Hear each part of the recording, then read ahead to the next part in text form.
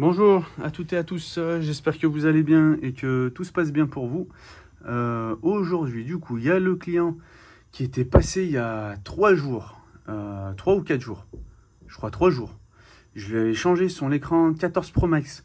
Au début, je lui avais proposé l'écran d'origine, parce que j'avais ça sous la main. J'avais pas en fait le soft OLED et j'avais en LCD, mais bon, voilà. Du coup, il a ramené son propre écran, donc c'était un écran LCD. Je lui avais changé son écran. Et du coup, il m'a dit qu'il voulait l'utiliser pendant ces 2 mois-là, avant que le nouvel iPhone qui sorte, pour qu'il se prenne l'iPhone 17. Mais du coup, il n'a pas fait, il a pas fait long feu, bah, il a fait 3 jours. Son fils, du coup, il l'a cassé. Son fils de, je crois, il a 3 ou 4 ans.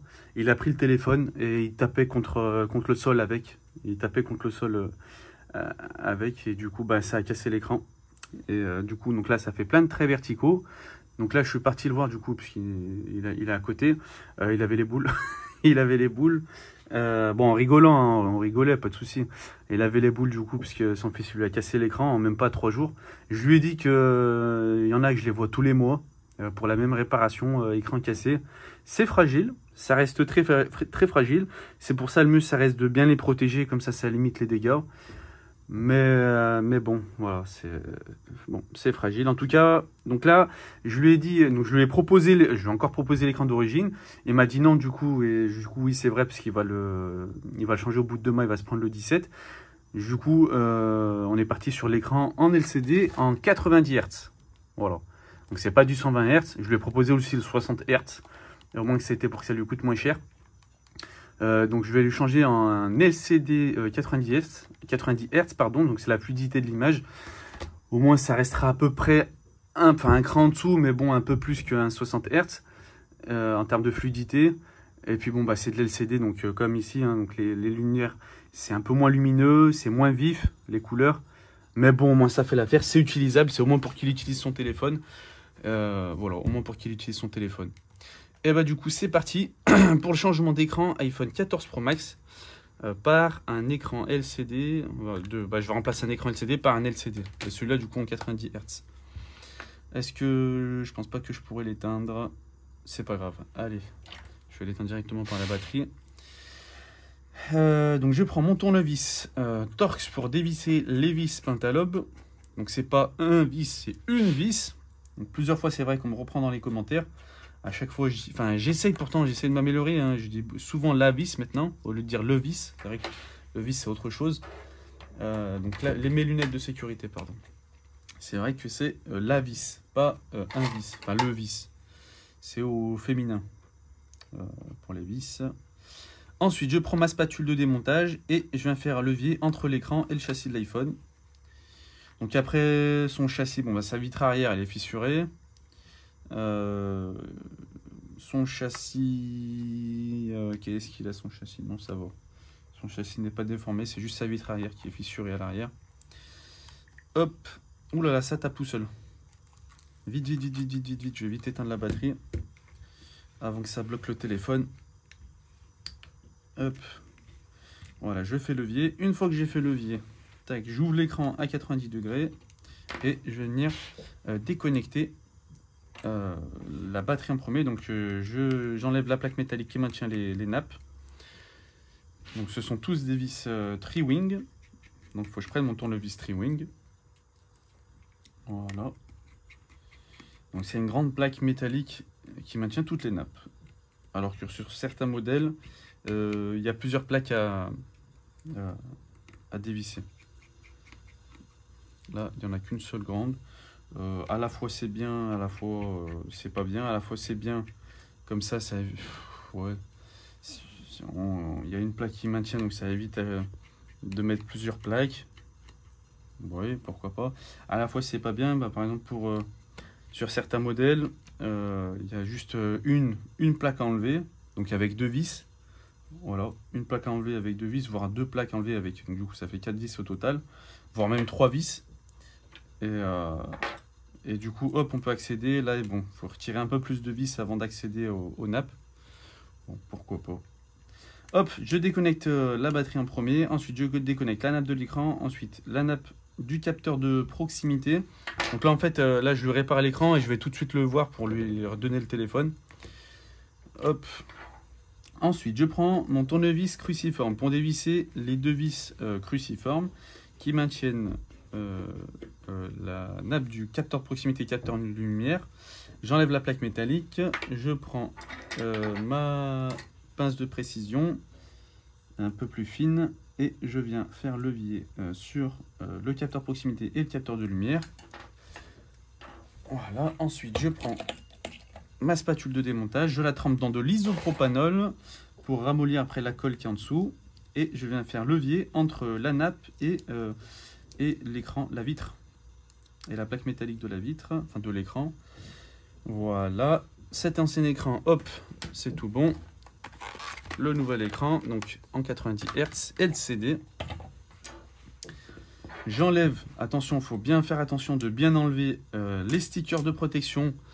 Donc en fait, puisque juste en dessous il y a le dissipateur thermique. Si vous enlevez pas ces stickers là, donc ceux-là, si vous les enlevez pas, du coup le dissipateur thermique il fera pas son travail, pardon.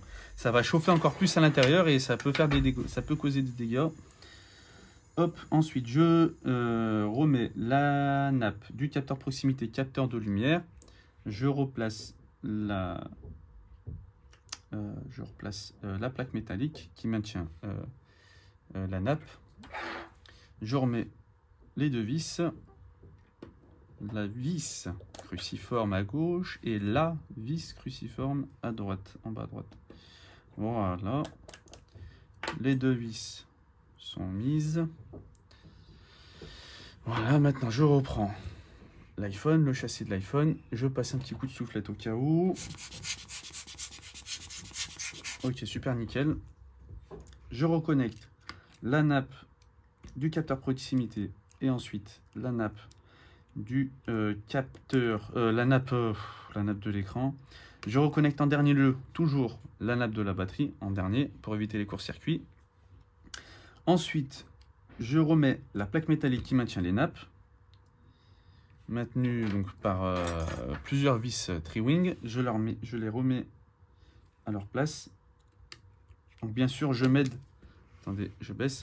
Je m'aide de ma plaque métallique qui m'aide au montage-démontage. Et je remets bien, quand je démonte et je remonte, je mets les vis dans le même ordre où je les ai trouvées sur la plaque. Comme ça, je ne peux pas me tromper sur le positionnement des vis. Parce qu'il y a certaines vis qui n'ont pas la même longueur, pas la même largeur, pas la même profondeur. Longueur et largeur. Du coup, faut bien se repérer, tout simplement. Sinon, surtout pour les vis de la carte mère, ça risque de percer la carte mère. Et si la carte mère est percée, du coup, après, il faudra passer par de la micro-soudure. Hop. Voilà, je les remets dans leur logement. Et oui, c'est fragile. C'est très fragile. Qu'est-ce que... Bon, il avait un peu les boules. Heureusement qu'il l'a pris à la rigolade. Après, j'ai désamorcé le truc en lui disant qu'il n'est pas le seul. Hein. C'est pas le seul. Il y en a beaucoup. Après, bon, c'est son fils. Il l'avait laissé à son... Je sais pas s'il l'avait laissé. En tout cas, son fils, il l'a pris. Et il tapait le téléphone contre le sol. Voilà, après, il n'y a pas de miracle. Enfin, il n'y a pas de surprise. Hein. Si tu prends ton téléphone, tu le tapes contre le sol. Il y a de grandes chances qu'il se casse. Hop, je remboîte l'écran. Donc d'abord les côtés, d'abord le haut, ensuite les côtés, après le bas. Je fais un tour général, vérifier si c'est bien emboîté de partout. Je remets les deux derniers vis. La vis tri-wing, la vis, pardon.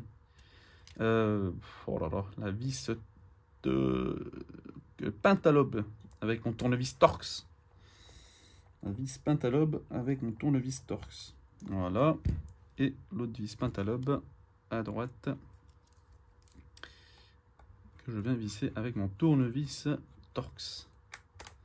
Voilà, avec les tournevis vous pourrez les retrouver sur mon site internet dans la boutique dans produits affiliés et ce sont des tournevis dynamométriques. Hop, je rallume le téléphone. Voilà. J'espère juste qu'il ne s'est pas bloqué. J'espère juste que c'est au moins juste le temps, qu'il n'y a pas iPhone indisponible, parce que là, il serait pas bien. Donc dynamométrique, je reviens sur les tournevis. Voilà, dynamométrique. Donc quand vous allez visser, ça va automatiquement le serrer à une certaine pression pour éviter d'abîmer les pas de vis. Hop, tac, c'est tout bon. Le tactile, ok, bien de partout. Voilà, la charge, est-ce que ça charge bien? Ok, ça charge. Ok, nickel.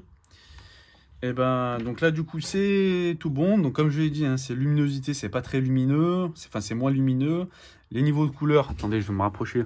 Voilà, c'est moins lumineux que l'écran d'origine. C'est les couleurs, c'est moins vif. Après, je sais pas si ça rend bien la vidéo.